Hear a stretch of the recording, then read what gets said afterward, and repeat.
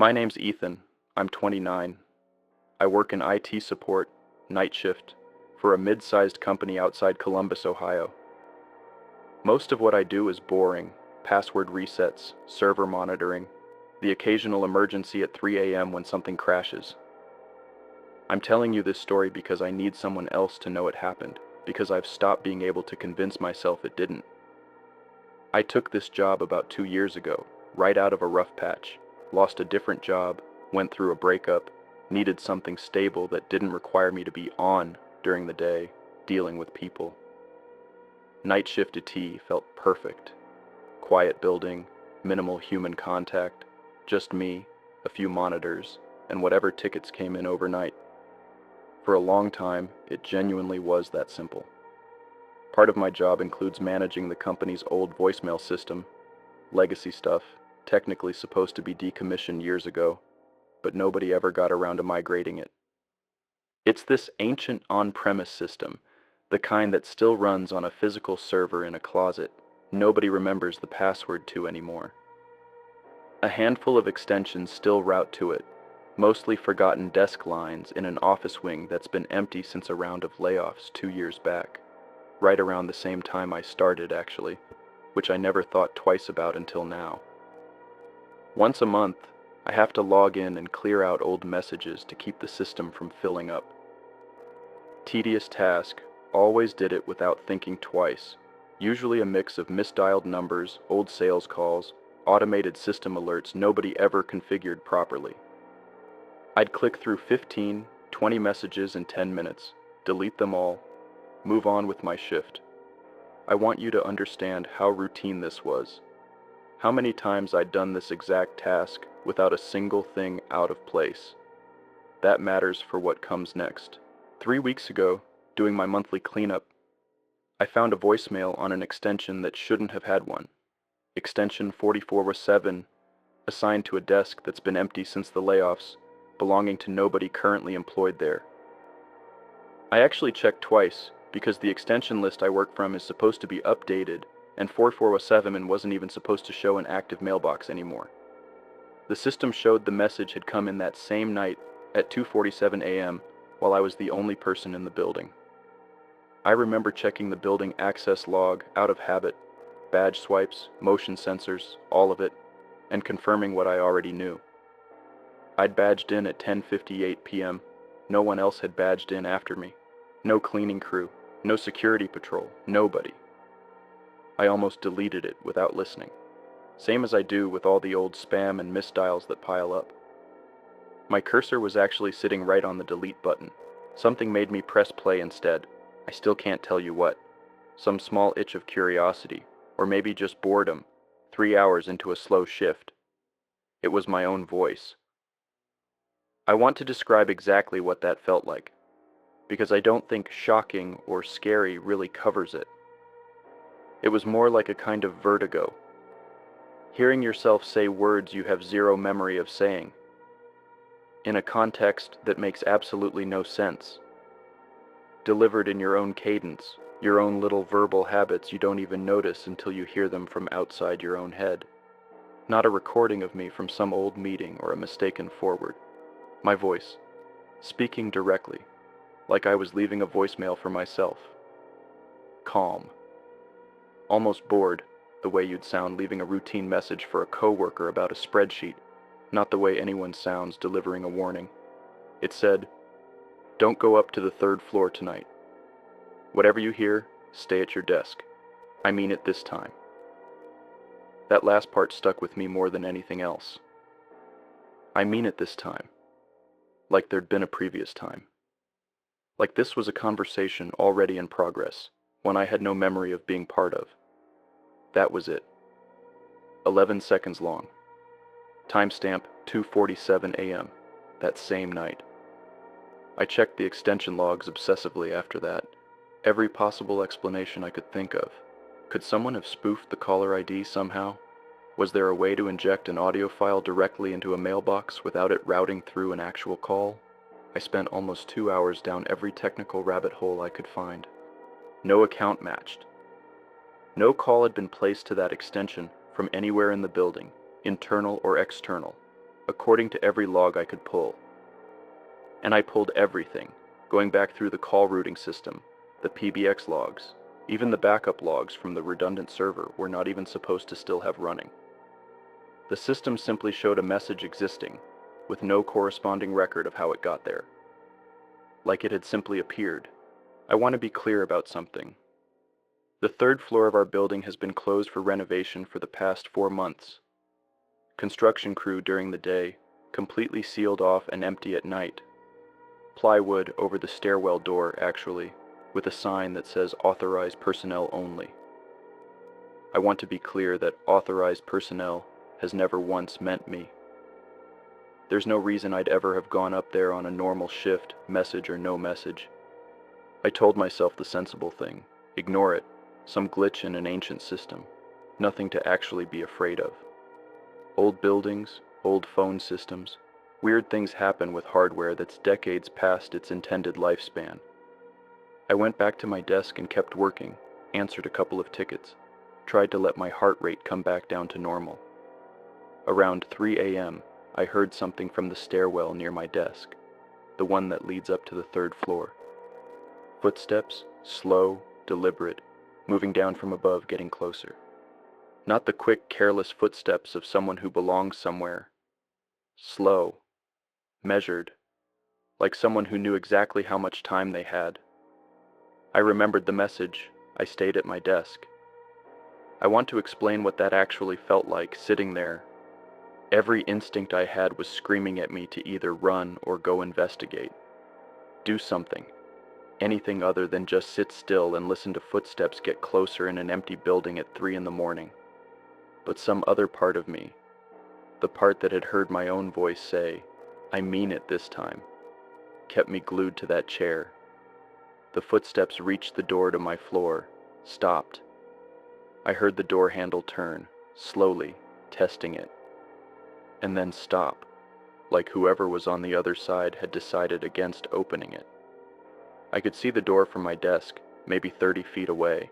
I watched that handle turn in real time, watched it stop, watched it very slowly return to its resting position, like whoever was holding it had eased off with real care not to make a sound.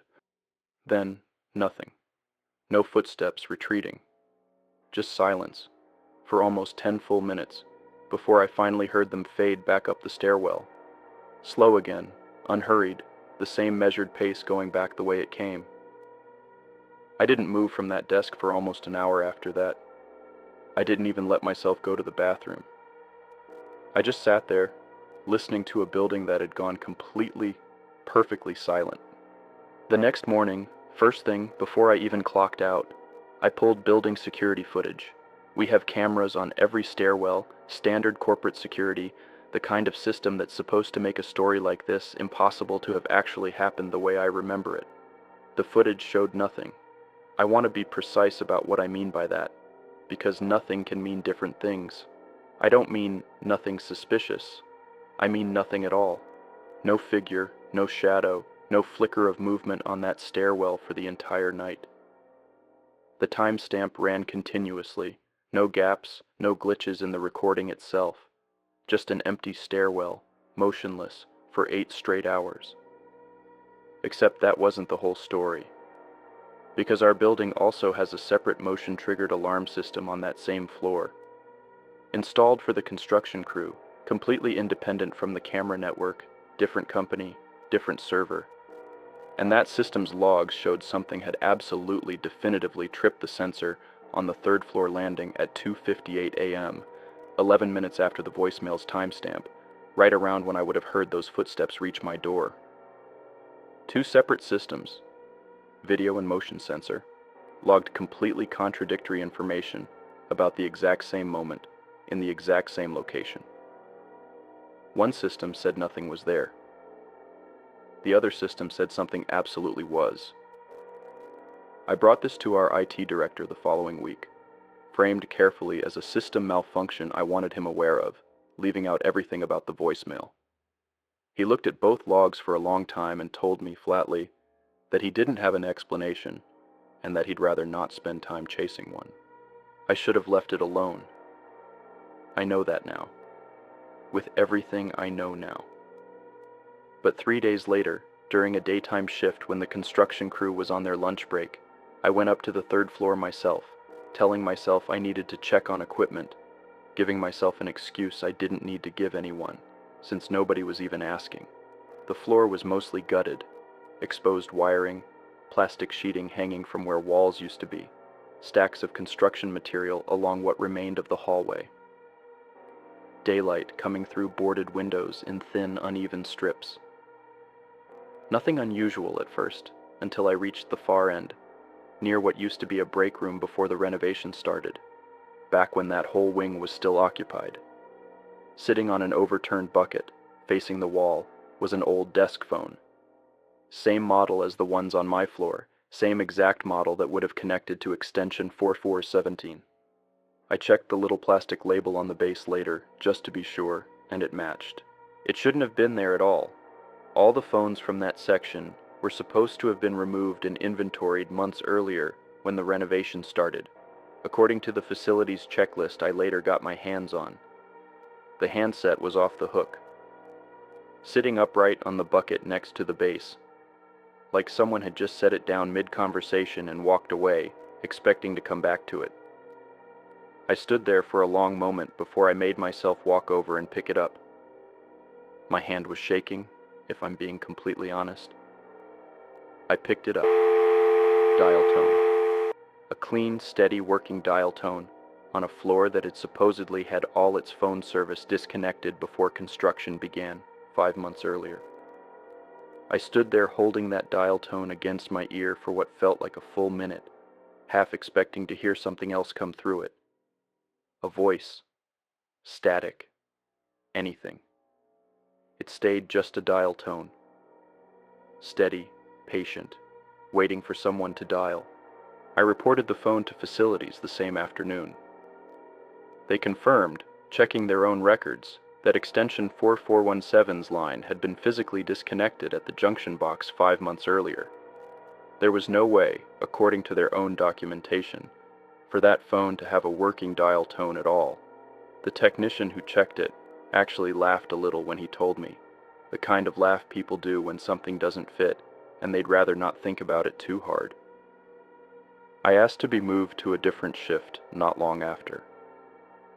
My manager didn't ask many questions, which somehow made it worse, like maybe I wasn't the first person on that shift to have asked for the same thing, for reasons nobody wanted to put into an official request. I still have the voicemail. I've listened to it more times than I probably should. 11 seconds, my own voice, warning myself about something I never got a clear enough look at to actually name. The system logs the message as having been left at 2:47 a.m.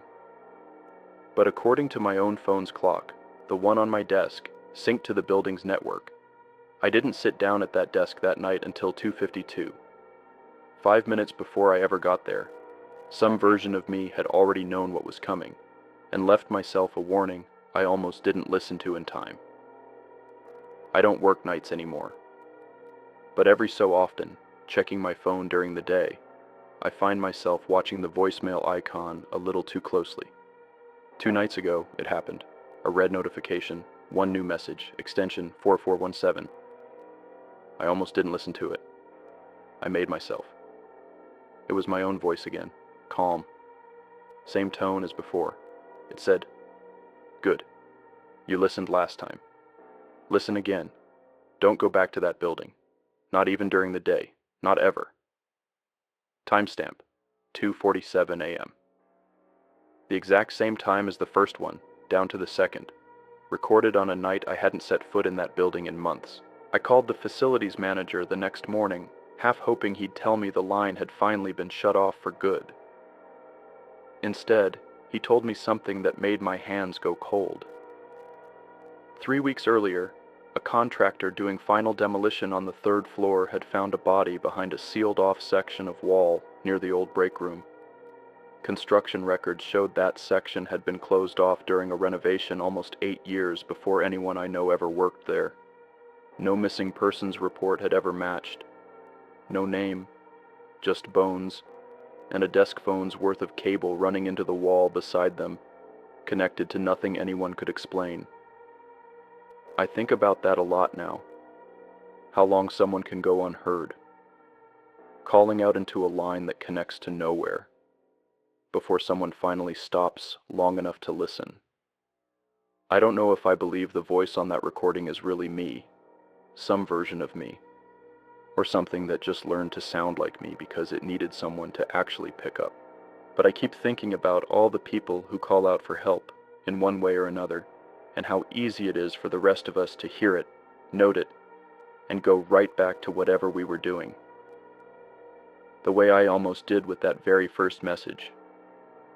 So if someone in your life has been trying to tell you something, and you've been letting it go to voicemail, maybe don't wait as long as I did to finally listen,